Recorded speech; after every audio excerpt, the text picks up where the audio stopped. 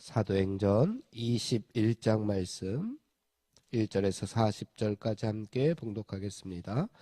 우리가 그들을 작별하고 배를 타고 바로 코스로 가서 이튿날 로고에 이르러 거기서부터 바다라로 가서 베니게로 전망하는 배를 건너서 타고 가다가 구보르를 바라보고 이를 왼편에 두고 수리아로 항해 두로에서 상륙하니 거기서 배의 짐을 풀려 함이러라.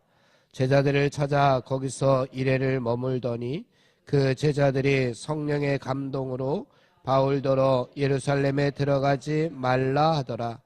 이 여러 날을 지낸 후 우리가 떠나갈새 그들이 다 그 처자와 함께 성문 밖까지 전송하거늘 우리가 바닷가에서 무릎을 꿇어 기도하고 서로 작별한 후 우리는 배에 오르고 그들은 집으로 돌아가니라.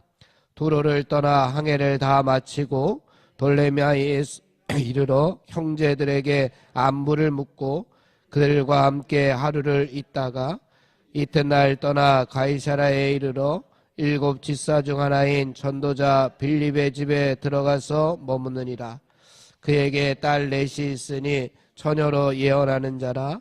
여러 날 머물러 있더니 아가보라 하는 한 선지자가 유대로부터 내려와 우리에게 와서 바울의 띠를 가져다가 자기 수족을 잡아매고 말하기를 성령이 말씀하시되 예루살렘에서 유대인들이 이같이 이 띠 임자를 결박하여 이방인의 손에 넘겨주리라 하거늘 우리가 그 말을 듣고 그곳 사람들과 더불어 바울에게 예루살렘으로 올라가지 말라 권하니 바울이 대답하되 여러분이 어찌하여 울어 내 마음을 상하게 하느냐.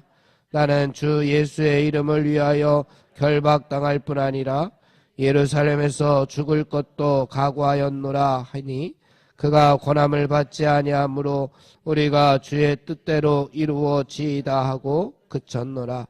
이 여러 날 후에 여장을 꾸려 예루살렘으로 올라갈새 가이사랴에 몇 제자가 함께 가며 한 오랜 제자 구브로 사람 나손을 데리고 가니 이는 우리가 그의 집에 머물려 함이라.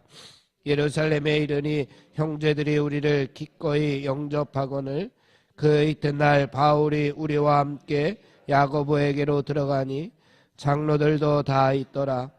바울이 무난하고 하나님이 자기의 사역으로 말미암아 이방 가운데서 하신 일을 낱낱이 말하니 그들이 듣고 하나님께 영광을 돌리고 바울더러 이르되 형제여 그대도 보는 바와 유대인 중에 믿는 자 수만 명이 있으니 다 율법의 열성을 가진 자라. 내가 이방에 있는 모든 유대인을 가르치되 모세를 배반하고 아들들에게 할례를 행하지 말고 또 간습을 지키지 말라 한다함을 그들이 들었도다. 그러면 어찌할꼬 그들이 필영 그대가 온 것을 들으리니 우리가 말하는 이대로 하라. 선한 네 사람이 우리에게 있으니 그들을 데리고 함께 결례를 행하고 그들을 위하여 비용을 내어 머리를 깎게 하라. 그러면 모든 사람이 그대에 대하여 들은 것이 사실이 아니고 그대도 율법을 지켜 행하는 줄로 알 것이라.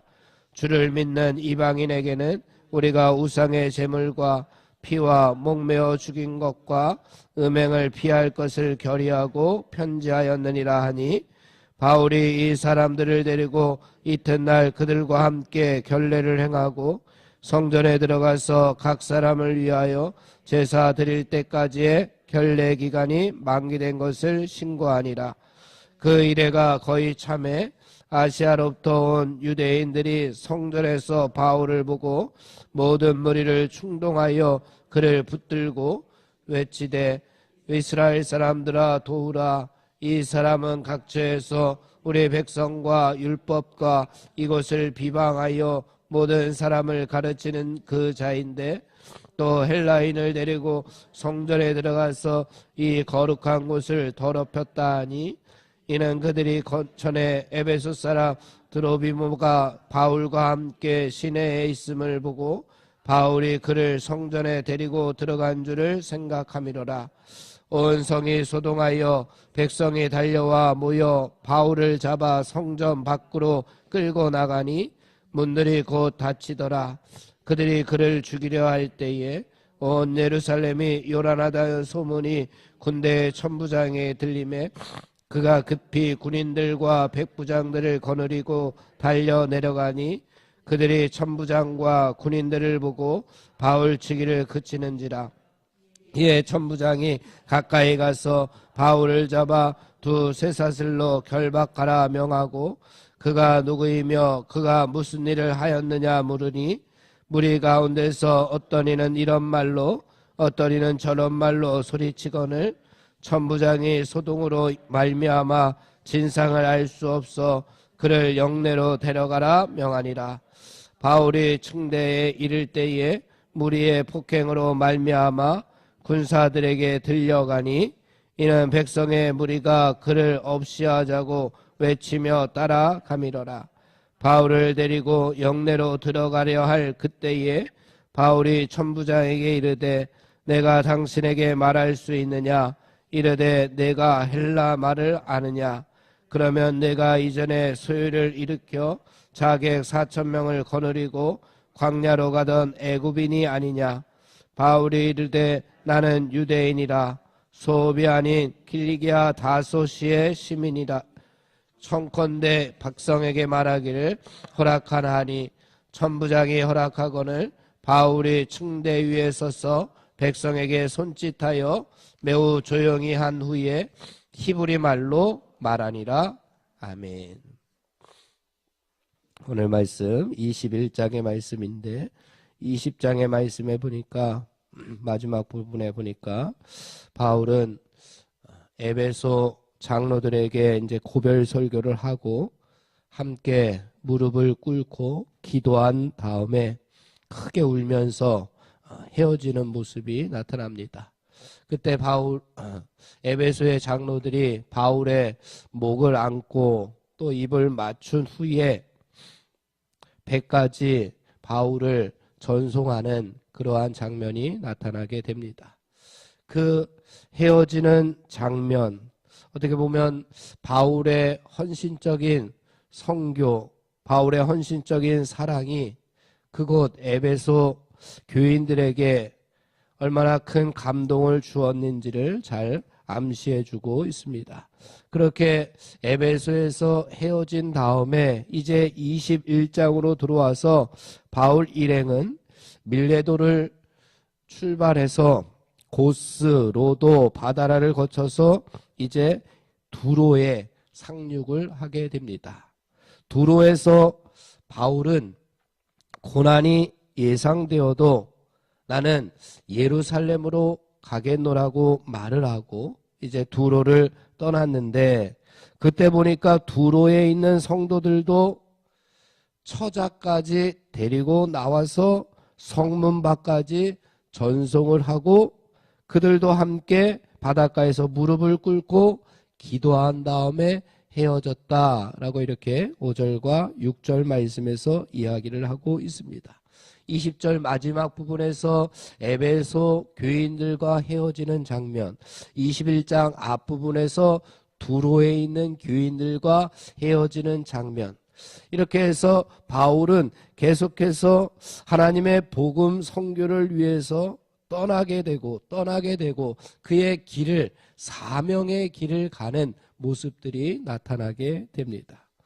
오늘 두로에서 떠나면서 두로에 있는 성도들이 처자까지 데리고 나와서 바울을 전송하는 그러한 장면을 한번 상상해 보시기 바랍니다.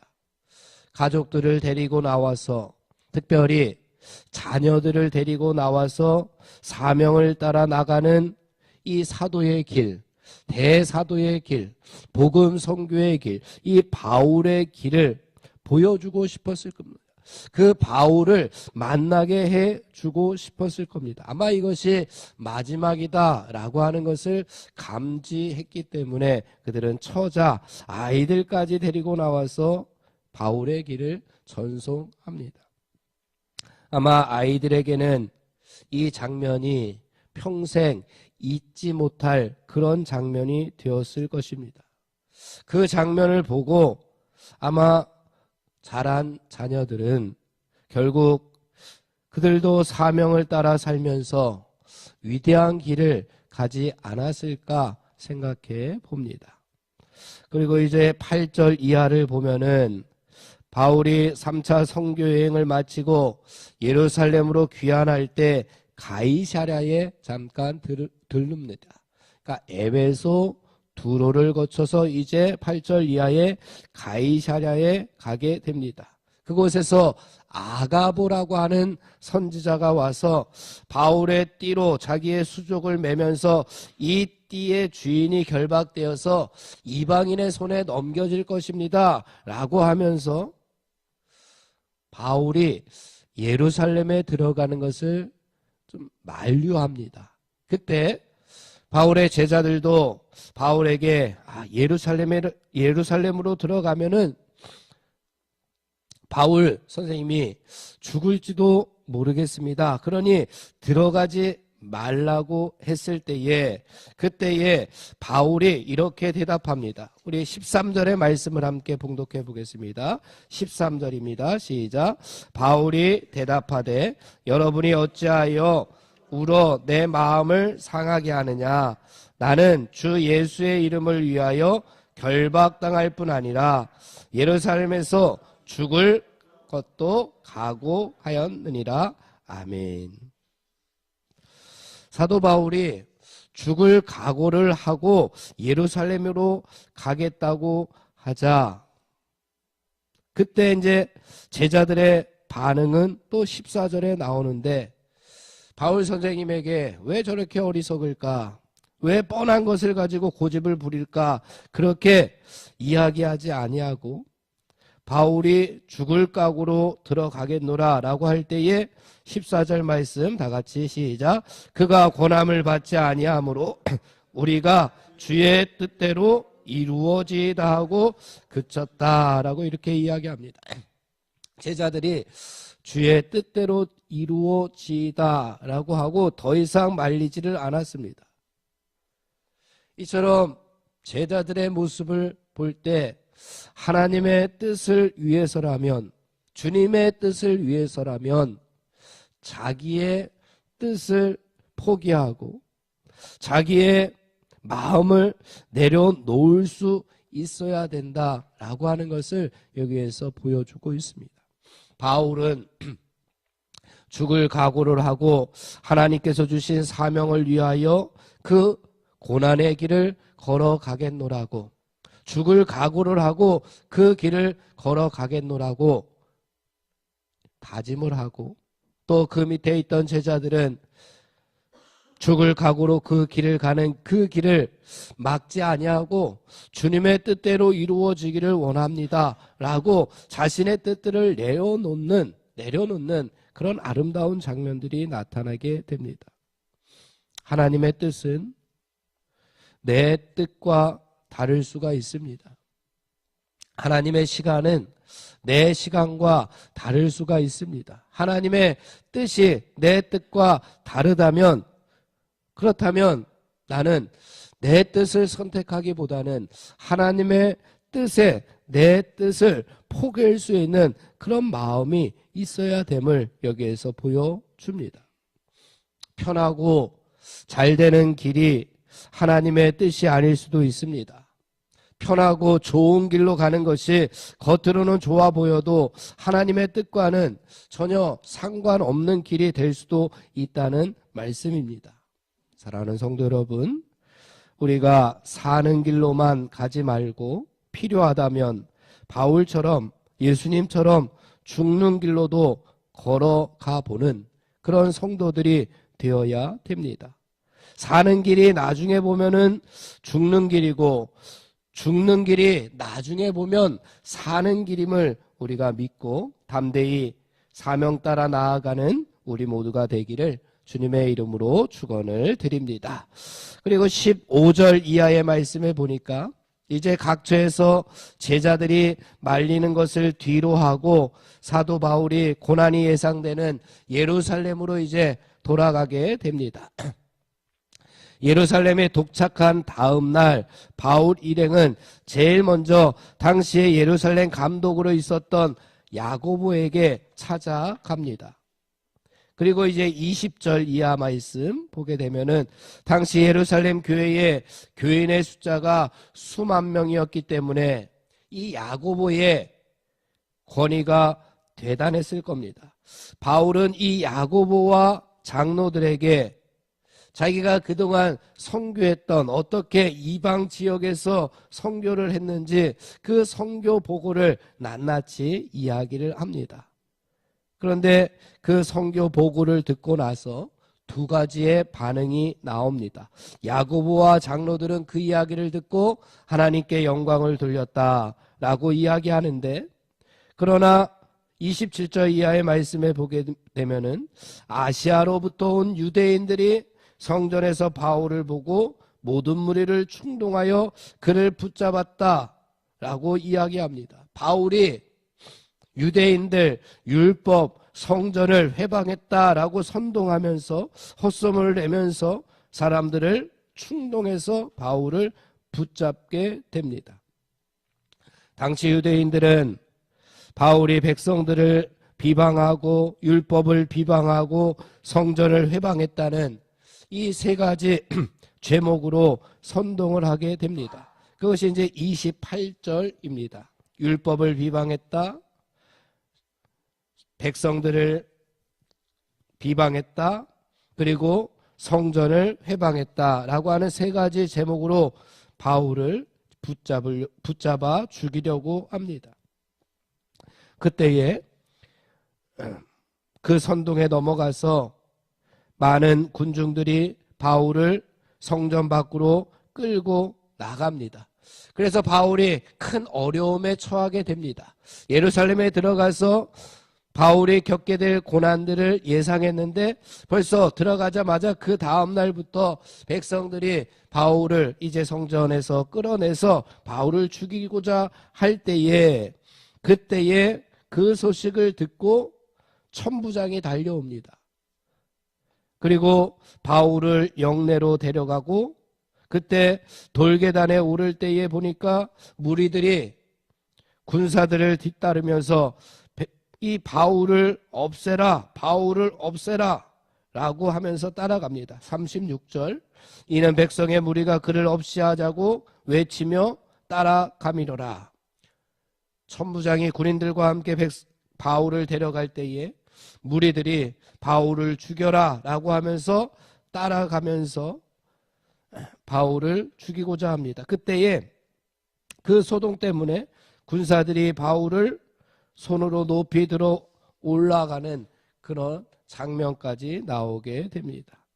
이러한 길, 바울이 갔던 이러한 사명의 길들, 어떻게 보면 비포장 도로였지만 축복으로 연결되는 길이었음을 우리는 지금에서야 알게 됩니다. 이 길이 지금 큰 어려움, 고난의 길, 십자가의 길이었습니다. 그리고 예견된 길이었습니다. 그러나 로마 시민권을 가진 바울은 로마 황제에게 직접 재판을 청원할 수가 있었던 이유, 그래서 사도 바울은 이 예루살렘에서 끝나지 아니하고 그 자신은 벌써 로마로 가는데, 이제 이하의 군사들의 보호를 받으면서 로마로 호송될 수가 있었고, 비록 죄수의 신분이었지만 황제의 지근거리에 있는 많은 사람들에게 하나님 나라 복음을 전파할 수 있는 기회를 얻게 됩니다. 결국 이 예루살렘에서의 이 소동들은 로마로 복음을 들고 들어가는 계기가 되었습니다. 밤이 어두울수록 빛은 더 환하게 빛납니다. 그렇기 때문에 환난과 고난과 역경을 만나도 그것이 영적인 기회임을 알고 사명의 길에서 우리가 후회하거나 그 사명의 길에서 이탈하지 않는다면 우리가 바라는 예수님의 빛은 바울처럼 더 환하게 빛나게 될 줄로 믿습니다. 사랑하는 성도 여러분, 어떠한 어려움과 고난이 있을지라도 바울처럼 예수님처럼 우리들도 사명의 길에서 충성을 다하는 성도들이 되기를 주님의 이름으로 축원을 드립니다. 기도하겠습니다. 하나님 아버지, 사명자가 가야 하는 그 길이 고난과 역경과 십자가가 있는 길이지만 그 길이 하나님께서 주신 사명의 길이라면, 그 길이 예수님의 빛을 더 환하게 빛나게 하는 길이라면, 그 길이 내가 가야 할 길이라면 그 길에서 하나님을 충성되이 섬기며 걸어가는 주님의 백성들이 다 될 수 있도록 인도하여 주시옵소서. 예수님의 이름으로 기도하옵나이다. 아멘. 합심하여 기도하고 개인 기도하고 돌아가겠습니다. 우리 부활의 능력과 소망을 품고 하나님 나라를 증언하고 살아내게 하여 주옵소서. 하나님의 말씀이 삶의 기준이 되게 하여 주시옵소서. 질병과 연약함으로 고통당하는 사람들을 치유하여 주시옵소서.